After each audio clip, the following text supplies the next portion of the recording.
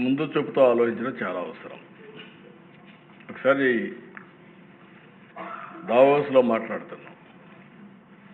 మాట్లాడుతూ ఉంటే global వార్మింగ్లో natural farming కూడా ఇంపార్టెంట్ అని చెప్పి డిస్కషన్ వచ్చింది. డిస్కషన్ వస్తే ఏం చేయాలని ఆలోచించినప్పుడు నాకు ఇక్కడ పద్మశ్రీ అవార్డు గ్రహీత పాలేకర్, సుభాష్ పాలేకర్, అతను ట్రైన్ చేస్తున్నాడు. అప్పట్లో అతను పిలిపించి మాట్లాడాను, క్లాసెస్ పెట్టేవాళ్ళం. అది అయిన తర్వాత విజయ్ కుమార్ అని ఒక ఐఏఎస్ ఆఫీసర్ రిటైర్ అయితే అతన్ని సీఈఓగా నువ్వు ఉండవా, నువ్వు పనిచేయవా అంటే నాకెందుకు సరే ఇవన్నీ అన్నాడు.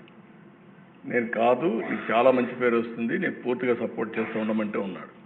ఇప్పుడు ఎంత ఎంజాయ్ చేస్తున్నా అంటే ప్రపంచం మొత్తం మన ప్రకృతి వైద్య సేవ వ్యవసాయాన్ని చూడడానికి వస్తున్నారు. I'm very proud. రాబోయే రోజుల్లో 5 సంవత్సరాల్లో 50 లక్షల ఎకరాల్లో నేచురల్ ఫార్మింగ్ చేసి ప్రపంచానికే ఆదర్శంగా మనం తయారు చేయబోతున్నాం. దేశ రికార్డ్.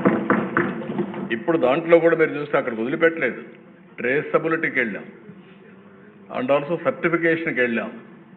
నెక్స్ట్ అసెంబ్లీ వస్తే ఇక్కడ మీకు అందరికీ నేచురల్ ఫార్మింగ్లో వచ్చిన ఫుడ్డే సప్లై చేయాలనుకుంటున్నా. చెప్పాను మా వాళ్ళకి, ఇక్కడ అగ్రికల్చర్ మినిస్టర్ ఈరోజు లేడు, అవన్నీ ఇక్కడ షాప్ పెట్టి డోర్ డెలివరీ కానీ ఇక్కడ ఇవ్వడం కానీ, అమరావతిలో ఎవరైనా భోంచేయాలంటే పెస్టిసైడ్స్ లేకుండా, అదే సమయంలో ఎరువులు లేకుండా నేచురల్ ఫుడ్ తినే పరిస్థితిలో ఉండాలి. దానికి సపోర్ట్ కూడా సర్టిఫికేషన్ ఇస్తాం.